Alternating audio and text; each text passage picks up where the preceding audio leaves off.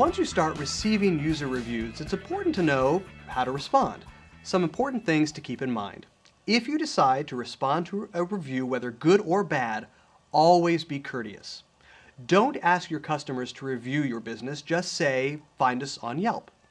It's important to note that Yelp doesn't allow any manipulation of their review system, so all reviews must be organic from customers who aren't receiving any preferential treatment for giving their opinion. When you get a review, how do you know whether or not to respond? And if you do respond, what should you say? Because reviewers can give up to 5 stars and can also leave comments explaining their review, not everything falls neatly into "this restaurant is awful" or "this restaurant is amazing." The most obvious way to determine whether or not to respond to a review is to look for signals from the user that an interaction would be appreciated. For example, here's a review on the Splash Media U page by someone who enrolled and completed our social media marketing certification. The student gave us 4 out of 5 stars and left a great review explaining her score and what would have made it a 5-star experience.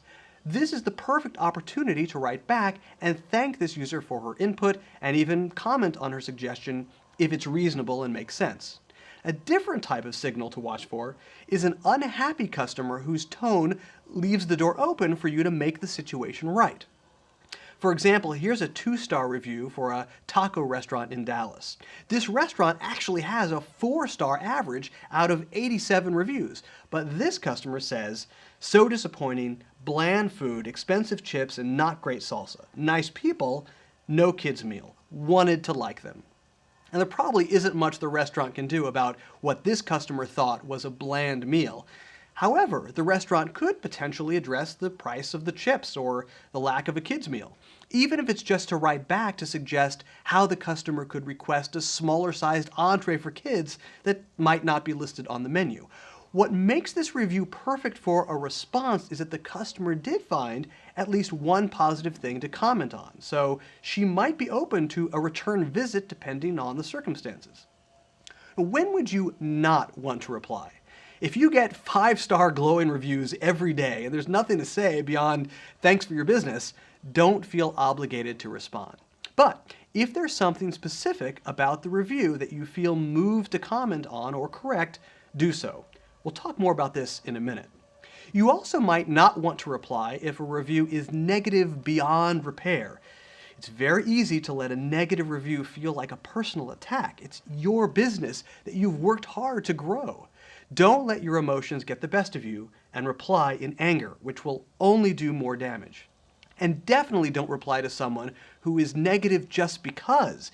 It's one thing for a customer to express disappointment about an experience. It's another thing to bash a business just to bash it. Many of those reviews won't make it onto Yelp anyway, and those that do haven't earned a response and probably aren't looking for one. So, back to our Splash Media U review. We know we want to respond, so what kind of response should I use? I can use a private message to send the customer a note that only she will see, or I can use a public comment to add a response that's visible to everyone. Here's how you decide which kind of response to use. If I just wanted to say, "Thanks for the positive review," I'd use a private message. There is no reason for a business owner or manager to clutter up the public conversation thread if I don't have anything else to add. But if I wanted to acknowledge or correct something in the review, that would be better suited for a public comment. For example, this reviewer mentioned that even though she loved the Splash Media U classes, she wished there was a better way for us to keep our classes as up-to-date as possible.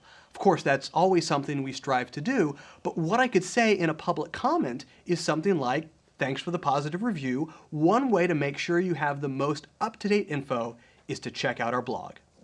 Here are a couple of extra things to note regarding responses.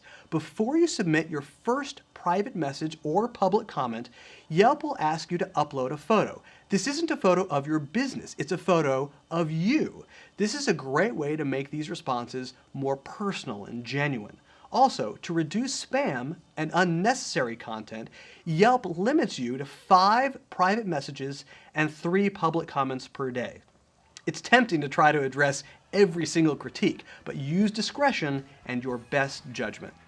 If there's a chance of retaining a customer after a negative review, it's going to be because you were patient, listened to the problem, and thanked them for their business.